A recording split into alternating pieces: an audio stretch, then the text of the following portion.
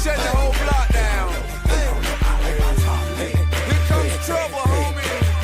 I'ma tell you how the king like to ride, homeboy. I like my beat and my top. You see me ride 24 wood.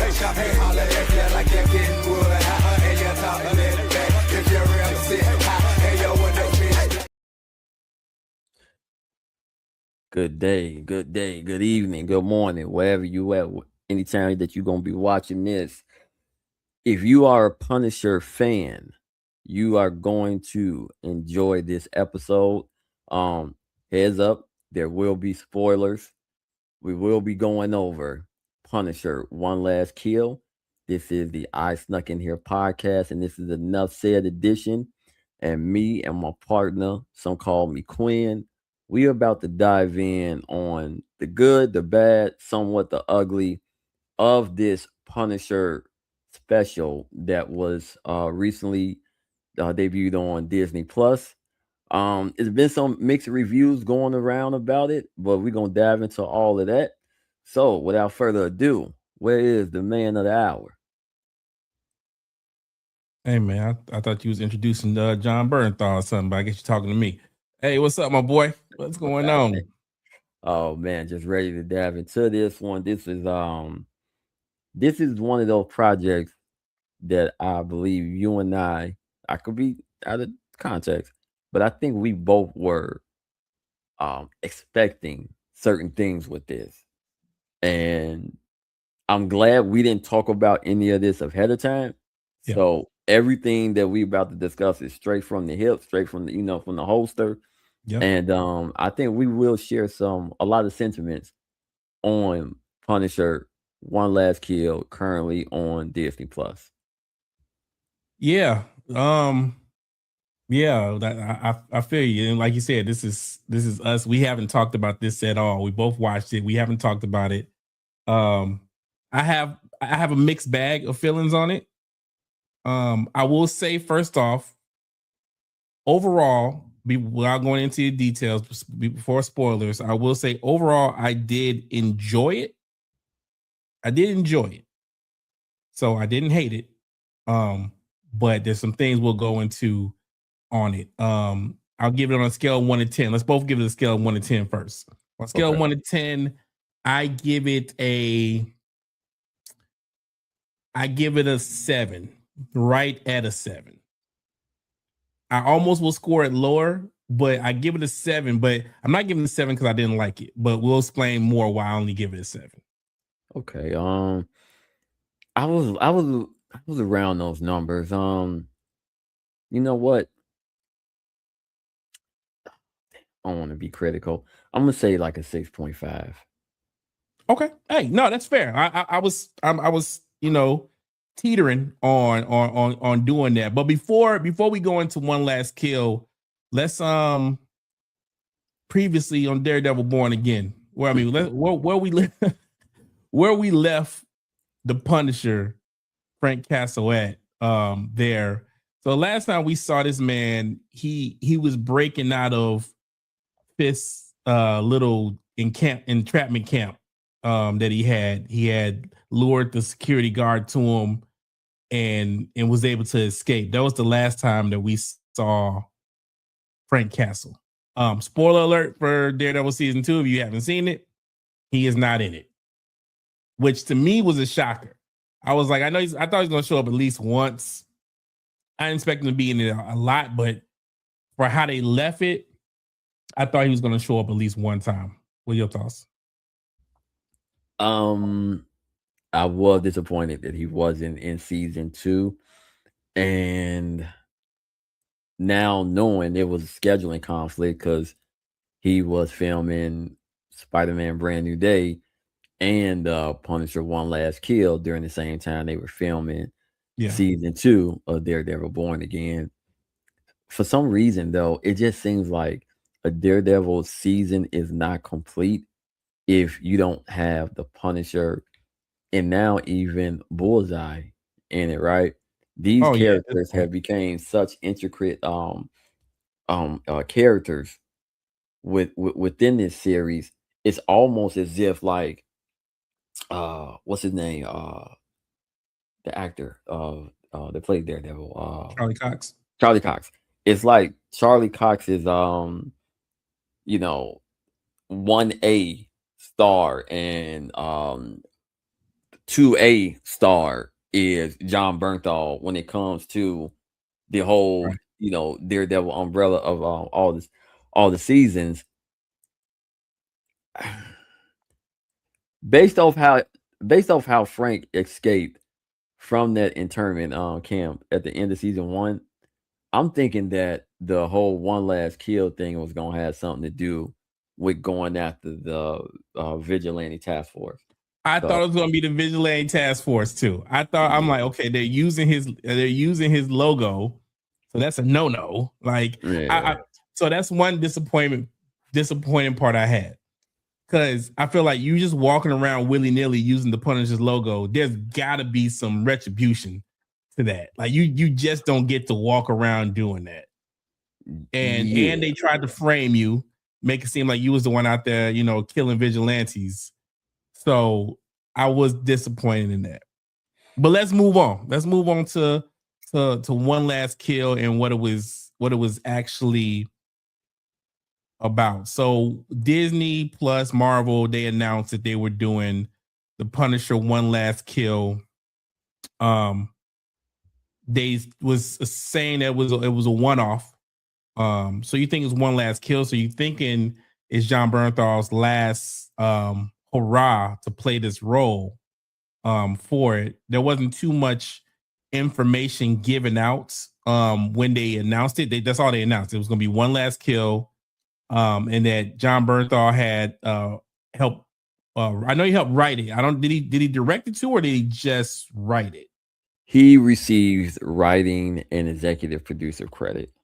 Okay, yeah. So we knew that he was part of it as far as like he was really engaged in this project. Now I love John Bernthal, man. Like I look, since he was Shane on Walking Dead, like everything this man is in, The Wolf of Wall Street, like this is just a great actor to me. Like I really feel like his emotions are like real when he's acting. Is it safe to say that he's one of those actors that we place like Denzel Washington, where when we're watching the film, we're not watching the character, we're watching the actual actor? Like, Yeah, you were I watching that think actor. I And it's think that funny because he's now in that. It's funny because you say that because they did a montage, because Denzel Washington always says in his movie, I can guarantee. In all his movies, he says, I can guarantee. YouTube it after we're done. He'll say, Okay. I can guarantee. And now they did a montage of John Bernthal. Now that's something that he adds into his script. It's not in the script. He just throws it in. It's his thing. So John Bernthal has one now. He says, let me tell you something. So like in everything he says, let me tell you something, or something of that nature. So if you YouTube John Bernthal's "Let Me Tell You Something," you'll see a whole montage of it. Clip that. I know. I'm gonna tell you one thing that just stood out about this whole project, though. Mhm.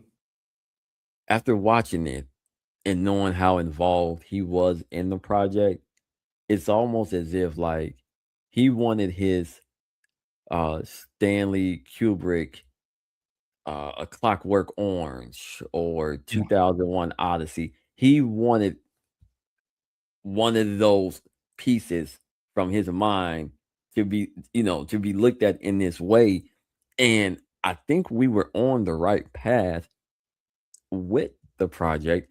I just felt like it was missing some key things, which would have gave it a score of 8 to 10 in a lot of people's eyes.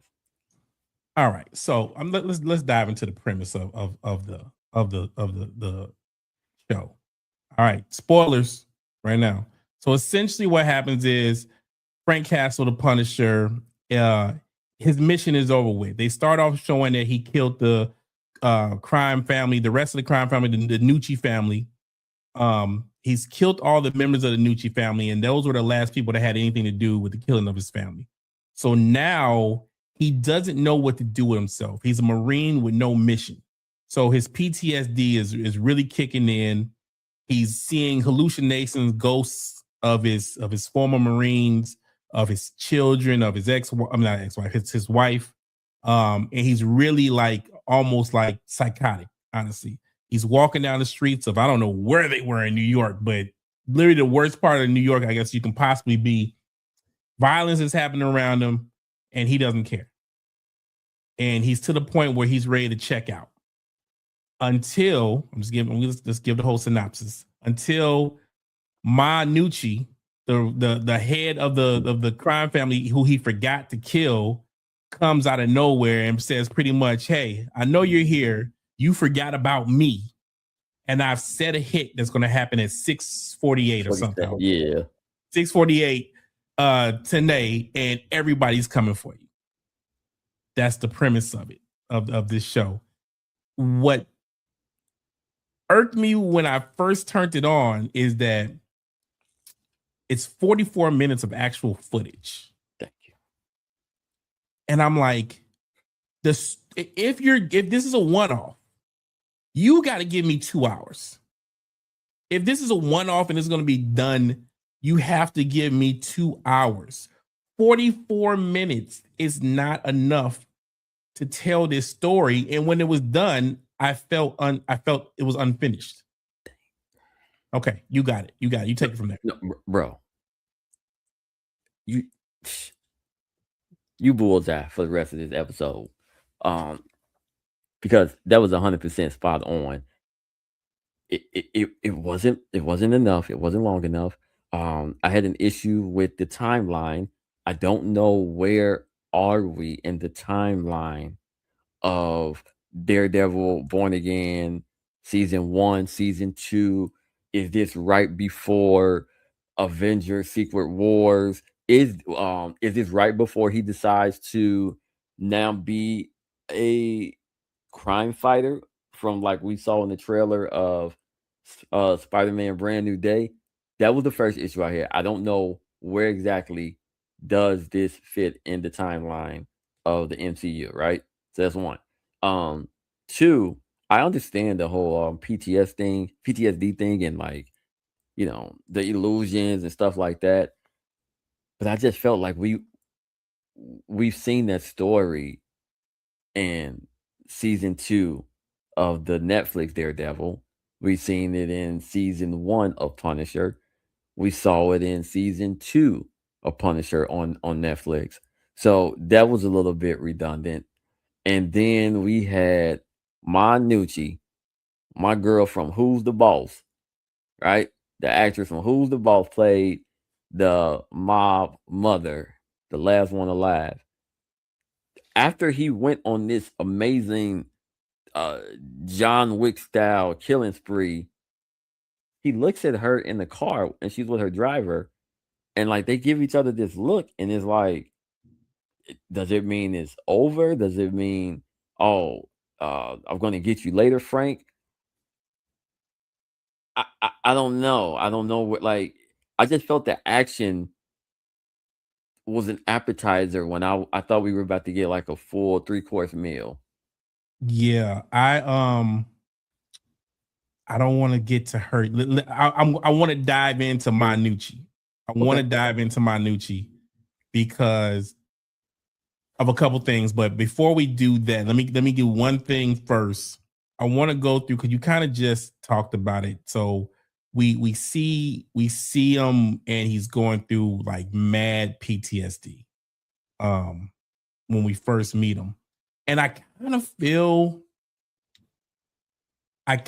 you on what you were saying, that like we've seen him go through PTSD already. Now, we've never seen him go through this extreme. I think there was a little bit more extreme, but we've seen him go through PTSD in it.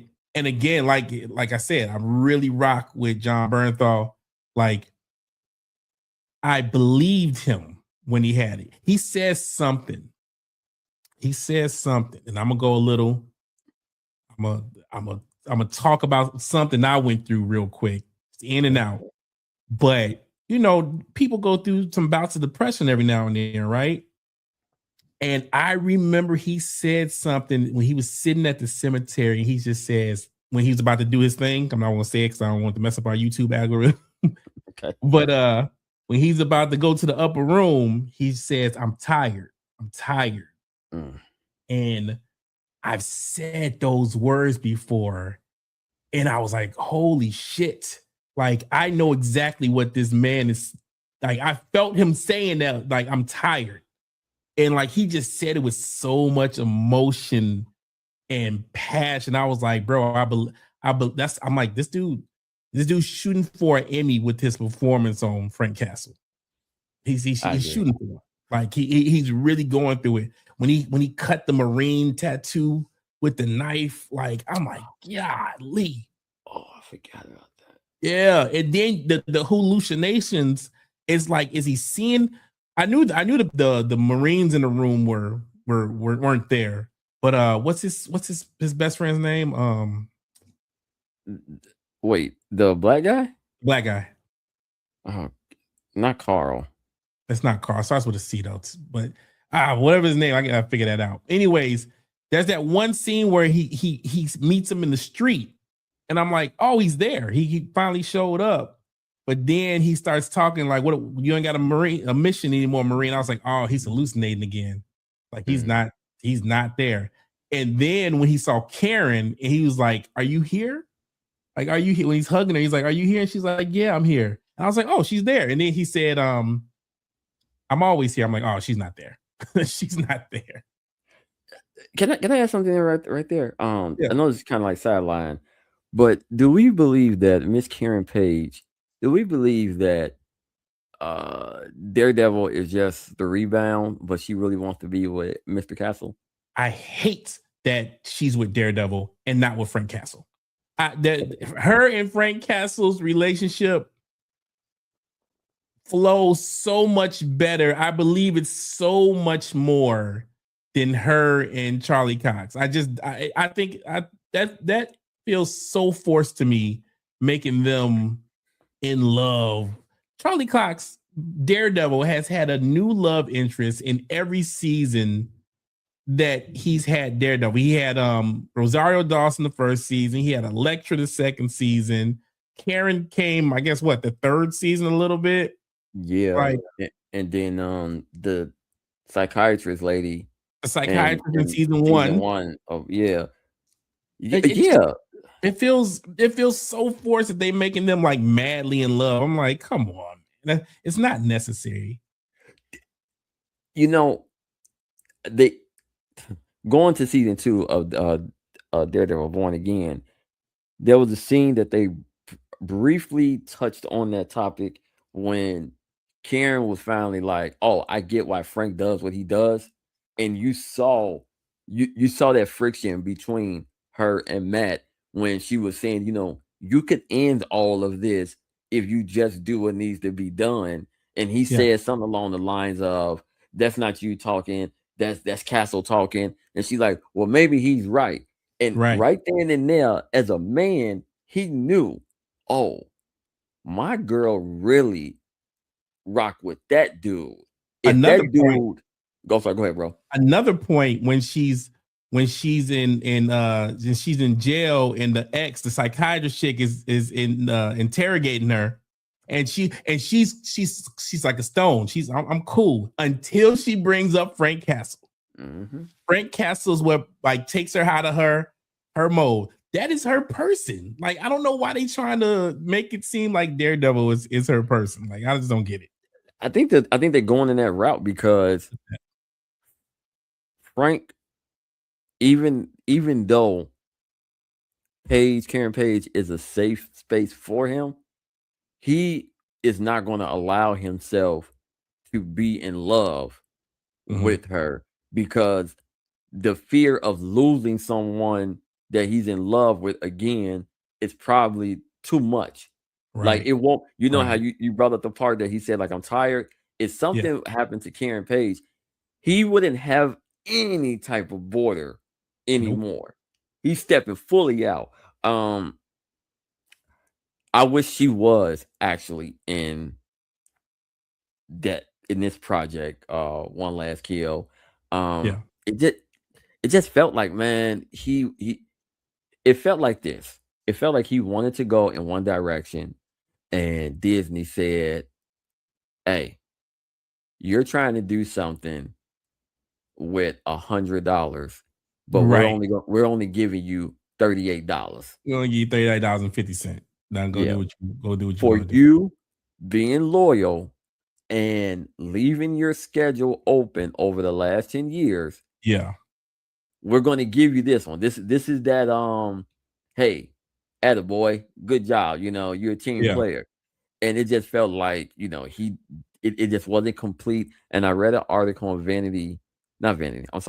Sorry. I read an article on Deadline last night, and John Bernthal stated, the only way he can see himself continuing on doing anything with the Punisher is if he is allowed to have some form of creative control. He says, I Yeah. cannot attach myself to Frank Castle if I am not allowed to give my own creative input. And I think that is a very, very reasonable thing, being that when we think of the Punisher, we think of him, because prior to him, if when I thought of the Punisher, I either thought of one or two things: the Punisher from Spider-Man the animated series, or I thought of Dolph Lundgren.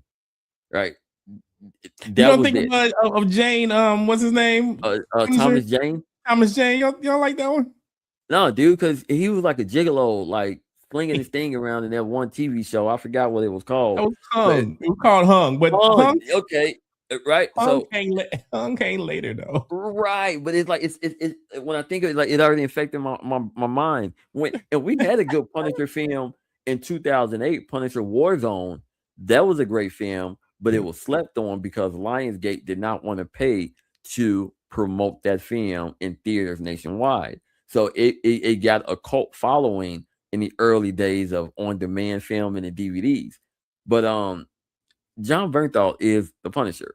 Denzel Washington is Malcolm X, right? Yeah. I don't want to hear anything in it. Robert Downey Jr. is Tony Stark. Certain people were just born to play certain roles. Yeah. Was this something that fans needed? No. I don't believe this is something that fans needed, being that it wasn't complete. This was like a rough draft. I would have rather they saw how his reception in Brand New Day was, and then we got one last kill as sort of like a precursor to Brand New Day. Like, we find out, hey, you know what? What was he doing before him and Spider-Man got to start conversing with each other in the streets of New York City? I would have rather that, because I think he would have had more leverage in terms of doing it a certain way. But I mean, you're in the business. You know how when it comes to the way Hollywood do things, you know, they don't really know what they're doing. I feel that so we are going to see, and we'll talk about that, but we are going to see the Punisher in Brand New Day. So he's going to be making his first movie appearance in this, which is dope. But honestly, if John Bernthal does want, creative control of the character, I feel like the Punisher is one character that I mean, after the Spider-Man movie is done, this is one character that I don't need in the movies. This is one that you can give him a gritty TV show. Like, if you told me that One Last Kill was a prelude to Punisher season 3 that'll be coming, like, next year or something, I'll be like, oh, bet. Okay, so we're gonna talk more about this story, down the road, and I'll be all for that. I'll be like, okay, cool. That makes sense. Then I wouldn't be mad at it only being 44 minutes. So I'm like, oh, I'm not even tripping, because I know I'm gonna get the rest of the meat and potatoes later on. But yeah, it's just a prelude to get him, for us to understand why he's in Spider-Man with it. So he goes and at the end of this one-off, you know, he's accepted that he's the Punisher. He's accepted that he's the actual Punisher. He's that dude now. And it's not a question of, you know, do I want to do this or not? He's like, no, I'm the Punisher, and I'm going to punish anybody doing bad shit. And I was like, okay, I think that's the first. Now I'll give him that. That's the first time we saw him like, oh no, I'm out in these streets, like I'm walking and I'm punishing. And I was rocking with that. I was like, okay, cool. Now that makes sense on why he's riding around in his custom Punisher truck in Spider-Man, because I'm like, you had to explain how we go from Netflix Frank Castle to him having a Punisher mobile and driving around the streets in broad daylight. Because I agree with you, we don't need a Punisher live action movie, right? We don't need that in the theater, right? Where do you think in the future the MCU, all in all, what do you think Frank Castle is going to fit into? Like, are we going to see him in Secret Wars? Are we going to see him? Oh, excuse me. Are we going to see him in Doomsday? Are we going to see? No. Is he going to be somewhere around? I think we might see him in Secret War. I think Secret War might be the big everybody and their mama, episode. But I don't think we're going to see him in Doomsday. That's just I don't think there's any room. I know they're still sneaking in characters that we don't know about. Like, I wish they wouldn't have told us Captain America was in it, but they can't help themselves. Like, they can't help themselves. But no, I don't think we're going to see him until maybe Doomsday. I think we'll get maybe the Defenders and Doomsday in Secret War. But since that season 3 isn't coming out of Daredevil until next year, they're not going to introduce those characters until they come out in Daredevil. So we're getting Doomsday before the new season of Born Again, correct? Correct. So do we know in the timeline, do we know if Matt Murdock is still going to be in? No. Brand New Day comes out in Brand summer. New Day is when I feel we will understand the assignment of it. And you asked where was the One Last Kill on the timeline. If you go on Disney Plus, it has this the most recent. It's the most recent part of the timeline. So it's after season 2 of Born Again. Born Again. Are there no vigilantes? Is there no one around to go to Little Italy in New York City to help with this uptick of crime? Like, this just seemed like some Mad Max or the Warriors type shit. Nobody gives a shit about that neighborhood. None. Even the heroes won't go there. Even the heroes will not go to that part of town, and that's crazy. That is super crazy. Go ahead. Like, just on my end, so I could stop being long-winded on this. No, you good. What would you have wanted if you had 3 choices? You get 3 picks. What 3 things would you have wanted to see in One Last Kill to where you would have given it a higher grade? Say that one more time. 3 things. You are an executive producer and you say, you know what? We need to do some reshoots. What 3 things is Quinn going to put into this project to where he says, okay, this isn't a 7 anymore. This is an 8.5 or a 9. I'm gonna tell you. Well, we talked about it. So now let me dive into it. Manucci. I'm telling you, if for the 5 minutes of screen time that woman had, give her the quickest Emmy. Give her the quickest Emmy possible. Like, I thought Manucci played by Judith Light. And if you don't know who Judith Light is, let me enlighten you. Angela from Who's the Boss, bro. This is Angela from Who's the Boss. At first, when I saw her, I was like, man, she looks familiar. Like, what do I know this woman from? And I was like, oh, that's Angela from Who's the Boss. And she came up in her wheelchair. And I don't know why I can't pull it right now. Why I can't pull this damn. I think I already did it. That's why. Is she really in the chair? What? In real life? Yeah, like was that just No, method acting? This is method acting. Not okay. in real life, no. Okay. But she pulled up with a little bodyguard and then she stood up, like, and she got in Frank's face and she just, man, this the little monologue she gave Frank Castle. I was like, this, I said, Judith is acting right now. And if you do you know this character? So you brought it up. You said Warzone. Yeah. So my Nucci is from that comic. And they couldn't do what they did in the comic tour. I mean, because they probably the budget on it, but pretty much Frank kills her family. But she forgets about him.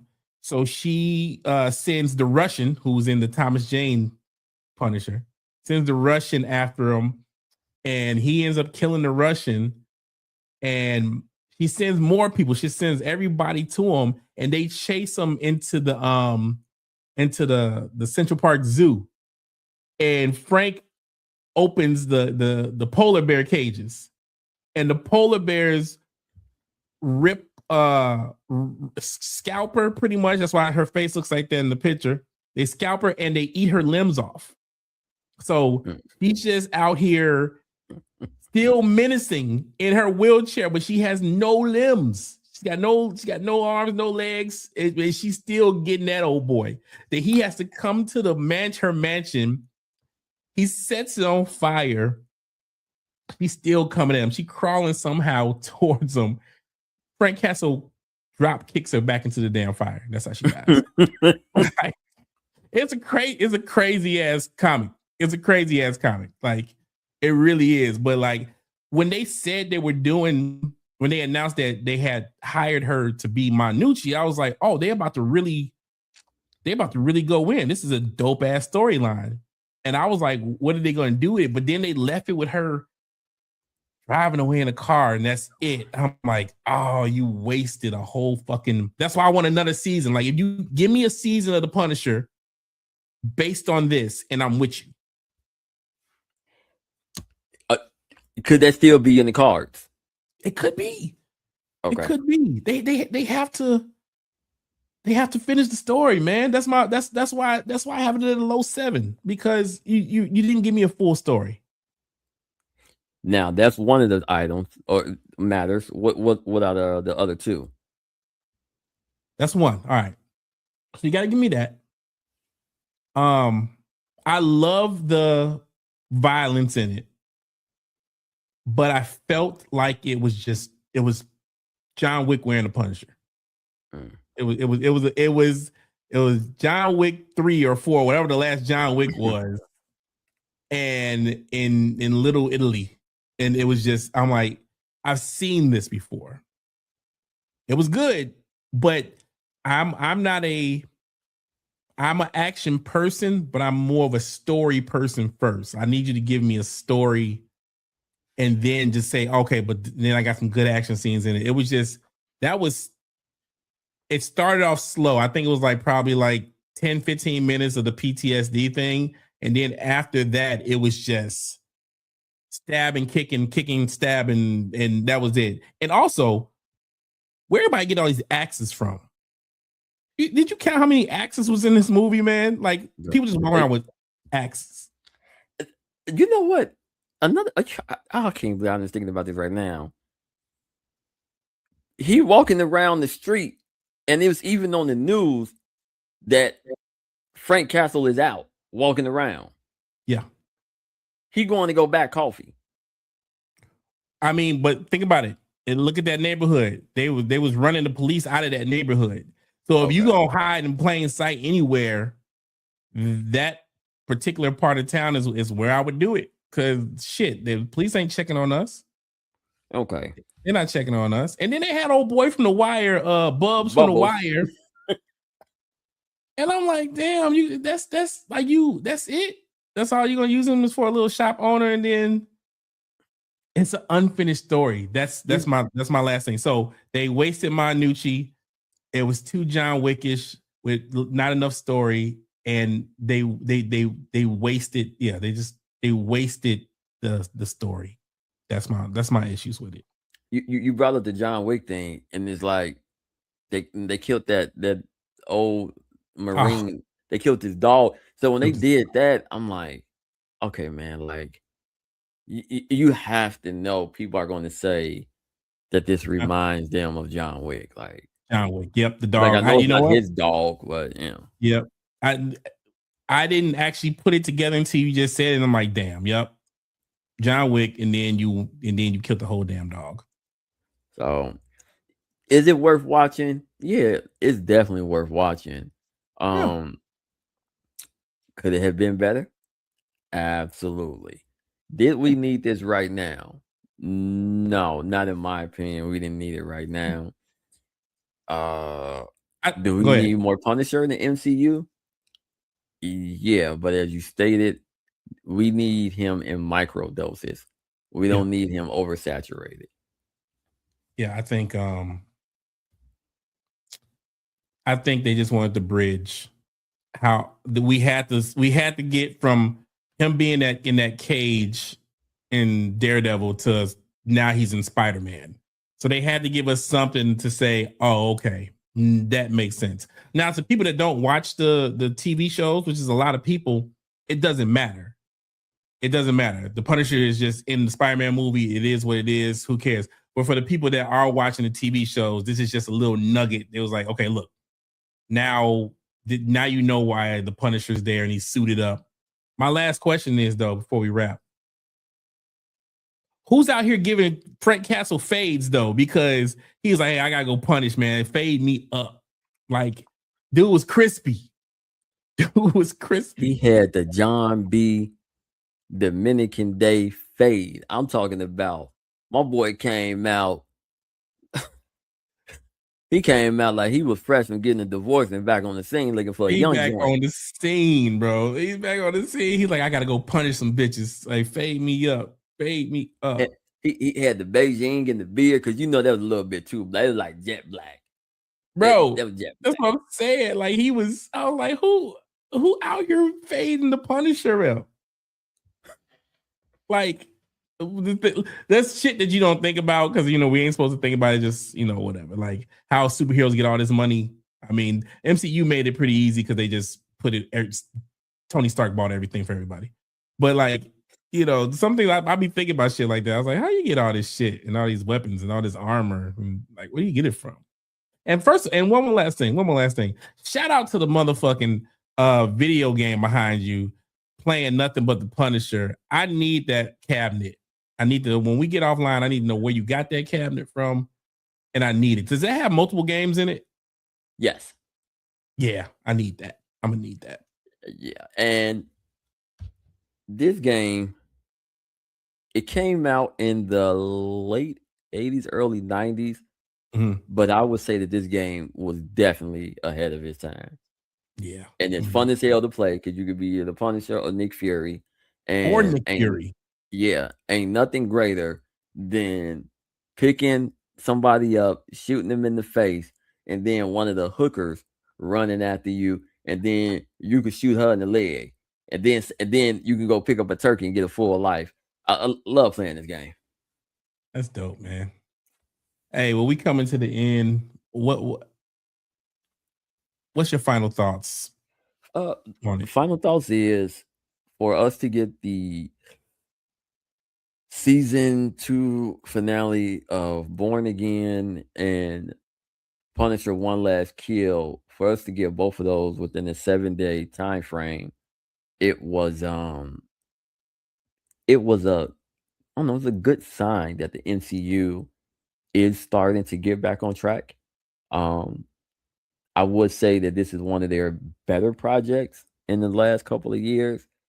But with all things, when the first time you do it, you may not get it correct, and you can look at what you need to fix the next time. And for it to be a rated R project and Disney Plus still giving it the green light, I give them major kudos and respect, because a lot of people thought that Disney would not convert over to rated R property. So that alone makes me say, yeah, if you got time to watch it, definitely give it a watch.